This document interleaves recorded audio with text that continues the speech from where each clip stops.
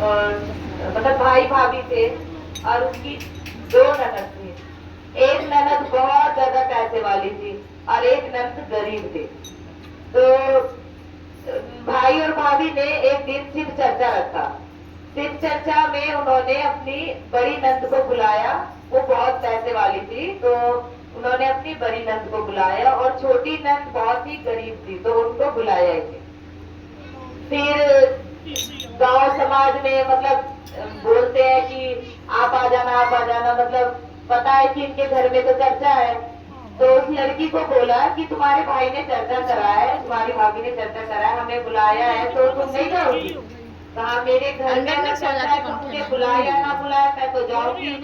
तो वो फटाफट तैयार हुई, नहाई धोई और तैयार होके अपने भाभी के घर चली गई।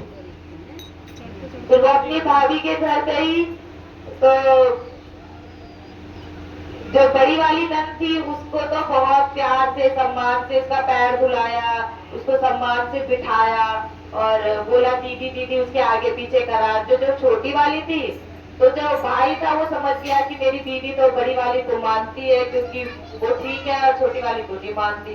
तो उसने अपनी बीवी को पहले ही समझा दिया कि देख छोटी वाली आई है, बुलाया नहीं फिर भी आई है, तो इस से ना दुखी मत करना, कुछ मत कहना।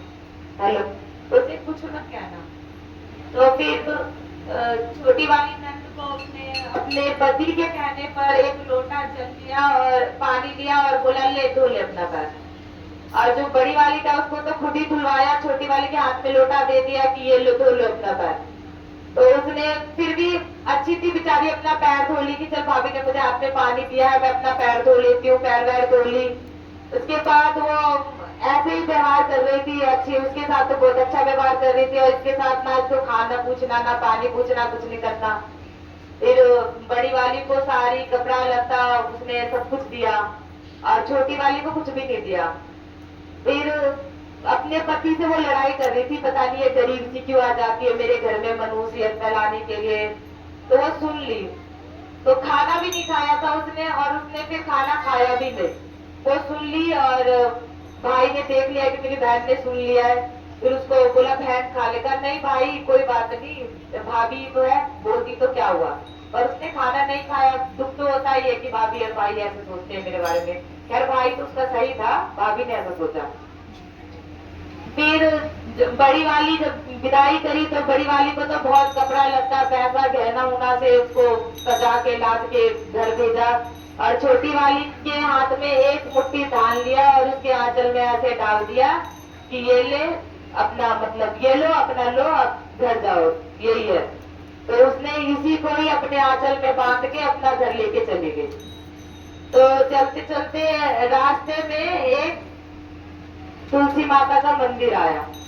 तुलसी माता जो थी वो बूढ़ी बन करके चौखट पे अपने चौबूते जो चौबूतरा बना रहता है उस पे बैठी हुई थी और वो बहुत गंदा था। तो उन्होंने बोला कि बेटा मैं जहाँ बैठती हूँ ना ये बहुत गंदा है, तो एक बार इसको धो दे। तो उन्होंने बोला ठीक है मैं धो देती हूँ।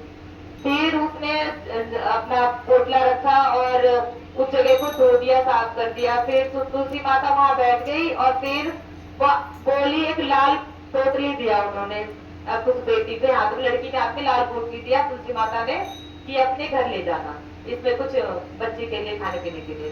तो वो ले ली, उसने देखा भी और वो ले ली। फिर आगे गई तो आगे काली माता का मंदिर आया। काली माता ने बोला बेटा इधर आ देख, मेरा मंदिर कितना गंदा है, मैं इतनी बुजुर्ग हो गई हूँ, मैं साफ नहीं कर पा रही, अगर मेरा मंदिर साफ कर दे। तो इसी फिर उन्होंने काली माता का मंदिर पूरा धो धा के साफ करके वो कर लिया और फिर जाने लग गई। तो काली माता ने भी एक पोटला बना के दिया कि ये ले जा बेटा अपने घर जा, इसको ले जा, बच्चे के लिए कुछ खाने पीने का सामान है। फिर वो आगे गई, फिर भोलेनाथ के मंदिर में गई। भोलेनाथ ने भी ऐसे ही बोला, बूढ़े बुजुर्ग बनकर खड़े थे कि देख बेटा मंदिर देख कितना गंदा है।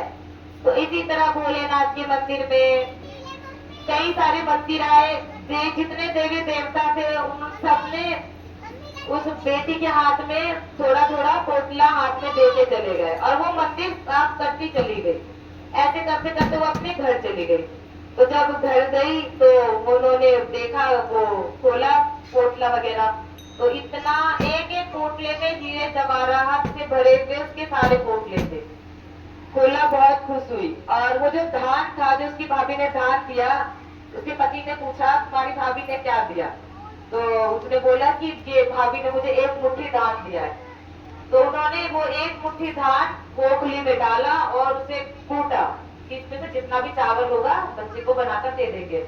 वो कूटती जा रही, चावल गिरता जा रहा, कूटती जा रही, चावल गिरता जा रहा, ऐसे ऐसे करके तो उसका पूरा घर भर गया चावल से।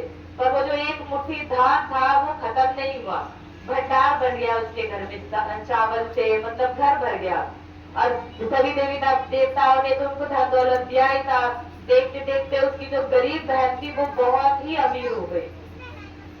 तो जो उसकी भाभी और भाई थे, तो भाई बोला छोटी बहन को मिले हुए कई दिन हो गए, एक वर्ष हो गए, तो मैं छोटी बहन से मिलकर आता हूँ। तो उन्होंने बोला ठीक है। फिर जब वो भाई बहन के घर गई तो इतना गरीब झोपड़ा था, इतना गरीब झोपड़ा था। फिर जब वो देखी कि यहाँ तो झोपड़ा था तो ये महल कैसे बना, तो जो उसकी सास थी वो बाहर चबूतरे पे बैठी थी। बोला बेटा किसको ढूंढ रहे हो? ये मेरी बहन का झोपड़ा था, यहाँ पे ये महल बना हुआ है। तो बोला वो अंदर ये जाओ। तो वो अंदर गया, देखा पूरा एकदम राजमहल जैसा घर, पूरा बहुत सुंदर बना हुआ। फिर उसने अपने भाई को देखा, खुशी से बहुत खुश हुई, अपने भाई को नहलाई धुलाई, पैर वार धुलाई, खीर पूरी बनाया। फिर बोला बहन ऐसे कैसे तो इतनी गरीब थी, इतनी अमीर हो गई? तो उसने बोला बस आप लोगों के आशीर्वाद से, जो भाभी ने मुझे एक मुट्ठी धान दिया था, बस उसी के वजह से आज मैं इतनी मुकाम पे, उतने धन दौलत हुआ है मेरे पास, बस वो एक मुट्ठी धान से। अभी भी वो एक मुट्ठी धान मेरा वैसे का वैसा पड़ा है।